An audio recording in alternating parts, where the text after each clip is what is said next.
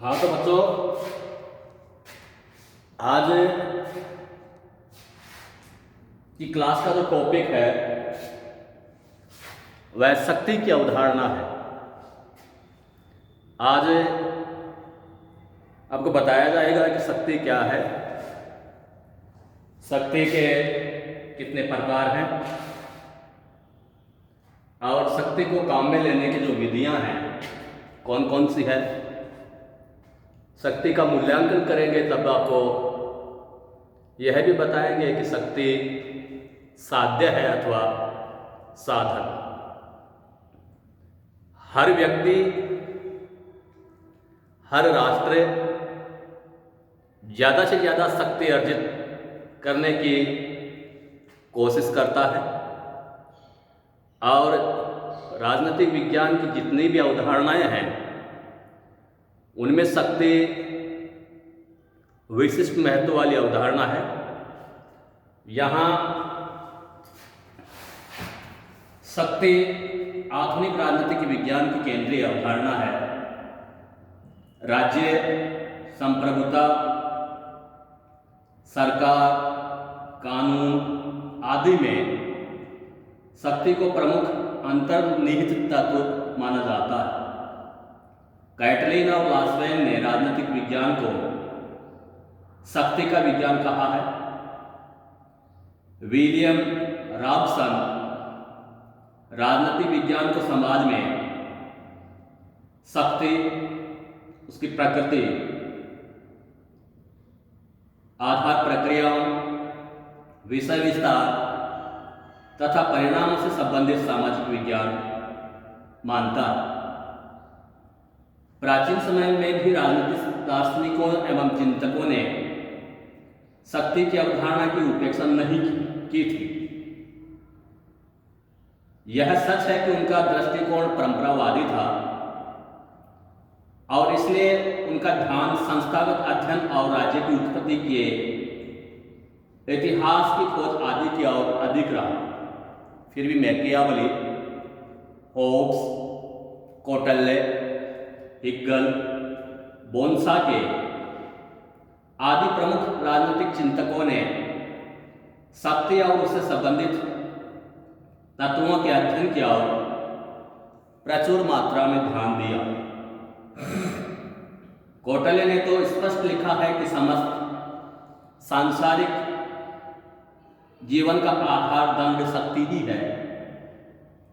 Hobbes का यह विचार कि सभी मनुष्यों में अधिक से अधिक शक्ति अर्जित करने की एक ऐसी चिरंतन और अथक इच्छा है जिसका अंत केवल मृत्यु में होता है, और मिशेल्स के द्वारा उसकी यह आधुनिक व्याख्या कि जिसने शक्ति प्राप्त कर ली है वह सदा ही उसे अधिक दृढ़ और व्यापक बनाने में के प्रयत्नों में जुटा रहता है। आज इस तथ्य को स्वीकार कर लिया गया है कि शक्ति के अभाव में राजनीति अस्तित्व विहीन है। राजनीति का क्षेत्र चाहे आंतरिक हो या अंतर्राष्ट्रीय, दोनों में शक्ति को राजनीति से पृथक करना कठिन है। प्रोफेसर हंस जे मार्गेनथाउ अपनी कृति पॉलिटिक्स अमंग द नेशन में लिखते हैं, हर प्रकार की राजनीति, चाहे वह घरेलू हो या अंतर्राष्ट्रीय, शक्ति संघर्ष की एक प्रक्रिया। मैकाइवर के शब्दों में समस्त गति, सभी संबंध, सभी प्रक्रियाएं, समस्त व्यवस्था और प्रकृति में घटित होने वाली प्रत्येक घटना शक्ति की अभिव्यक्ति है। वस्तुतः राजनीति में शक्ति की वह भूमिका होती है जो मार्केट इकोनॉमी में धन या रुपए की होती है। अब शक्ति को जो परिभाषित किया जाए तो उसमें रॉबर्ट बियरस्टेड कहते हैं कि शक्ति बल प्रयोग की योग्यता है, न कि उसका वास्तविक प्रयोग। मैकाइवर कहता है शक्ति व्यक्तियों तथा व्यवहार को नियंत्रित करने, विनियमित करने तथा निर्देशित करने की क्षमता।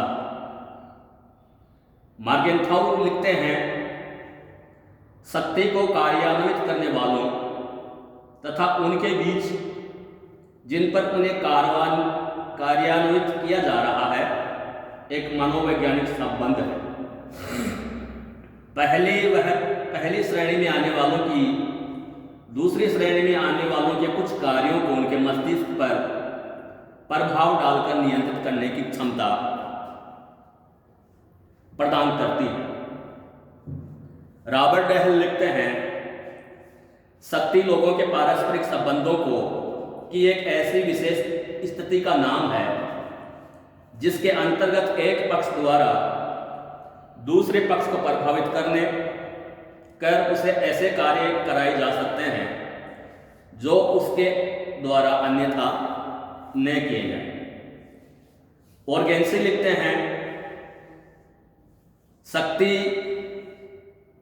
दूसरे के आचरण को अपने लक्ष्य के अनुरूप प्रभावित करने की क्षमता।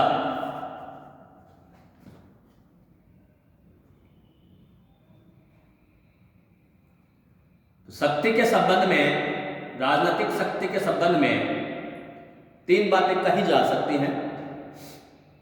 राजनीतिक शक्ति के धारण करने वालों में उच्च अधीनस्थ संबंध प्रकट होना स्वाभाविक है। दूसरी, राजनीति का प्रयोग अंततः सामान्य जनता पर होता है और उसे सत्ता का प्रयोग करने वाले की बात माननी पड़ती है। तीसरा, राजनीतिक शक्ति मनोवैज्ञानिक संबंध प्रकट करती है, न कि शारीरिक या भौतिक संबंध। मॉर्गेनथाउ के अनुसार शक्ति का प्रयोग करने तथा जिसके विरुद्ध शक्ति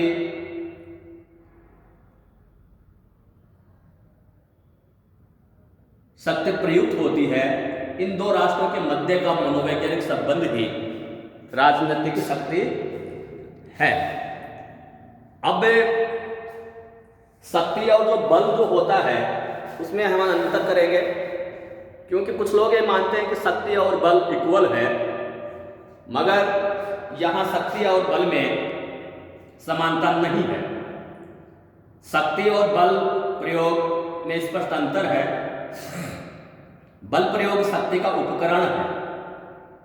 यहाँ हम राजनीतिक शक्ति की चर्चा करते हैं।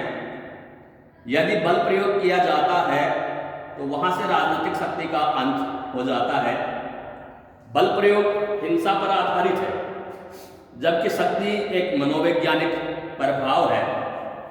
शक्ति अपनी प्रकृति से बल की तुलना में एक मनोवैज्ञानिक क्षमता है, जबकि बल एक भौतिक क्षमता है।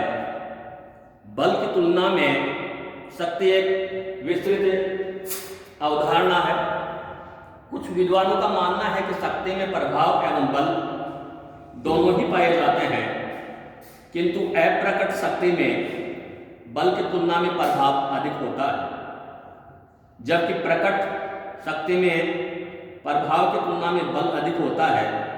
शक्ति अदृश्य है, जबकि बल प्रयोग दृश्य है। रॉबर्ट बायरस्टेड के शब्दों में शक्ति बल प्रयोग की योग्यता है, न कि उसका वास्तविक प्रयोग। अब यहाँ शक्ति और प्रभाव में भी हम अंतर देख सकते हैं। यदि शक्ति से बल प्रयोग, दंड और हिंसा को निष्कासित कर दिया जाए तो वह प्रभाव बन जाती है। प्रभाव एक बल रहित तत्व है। कार्ल जे फ्रेडरिक के अनुसार प्रभाव गुप्त शक्ति है। यह न्यूनाधिक मात्रा में शक्ति का अदृश्य रूप है। रॉबर्ट डहल के शब्दों में शक्ति व्यक्तियों, समूहों, समुदायों, संगठनों, राज्यों में संबंध है। यदि विशिष्ट शब्दावली का प्रयोग किया जाए तो प्रभावकर्ताओं में संबंध है, जिसमें एक कर्ता दूसरे कर्ताओं को किसी ढंग से कार्य करने के लिए प्रेरित करता है जिसे वे अन्यथा नहीं करें। शक्ति और प्रभाव में कुछ अंतर इस प्रकार से दर्शाए जा सकते हैं। पहला, शक्ति के पीछे कठोर भौतिक बल एवं प्रतिबंधों का प्रयोग होता है। प्रभाव में आग्रह, विनय, नैतिकता का पुट विद्यमान रहता है, जबकि शक्ति की प्रकृति बाध्यकारी है। द्वितीय, शक्ति भय और दंड पर आधारित होने के कारण अलोकतांत्रिक है और प्रभाव सहमति पर आधारित होने के कारण डेमोक्रेटिक है। थर्ड, शक्ति के प्रयोग को देखा जा सकता है, जबकि प्रभाव का केवल अनुमान लगाया जा सकता है। चतुर्थ, शक्ति और बल प्रयोग भौतिक शास्त्रियों पर आधारित होते हैं, अतः उसका प्रयोग सीमित ही किया जा सकता है। किंतु यदि एक बार प्रभाव अर्जित कर लिया जाए तो उसके प्रयोग की कोई सीमा नहीं रहती। पांचवा, शक्ति एक भौतिक तत्व है, अतः इसे बाह्य तत्व भी कहा जाता है, कहते हैं, और ये बाध्यकारी होती है। किंतु प्रभाव एक नैतिक तत्व है जिसे आंतरिक तत्व भी कहा जाता है। छठा, शक्ति एक बाध्यकारी तत्व है, किंतु प्रभाव अनुनय की मानसिक प्रक्रिया है और जिस पर इसका प्रयोग किया जाता है वह उसकी अनुपालना के लिए विवश नहीं होता है। सातवां, शक्ति बाध्यकारी और निर्विकल्प होती है, अतः जिन पर शक्ति का प्रयोग किया जाता है उनमें कटुता उत्पन्न होती है, किंतु प्रभाव नैतिक एवं मानसिक प्रक्रिया है, अतः प्रभावित व्यक्ति एवं प्रभावशाली के बीच एक मानसिक सामंजस्य पैदा होता है जो अंततः सद्भाव पैदा करता है। आज की क्लास में इतना ही, बाकी कल।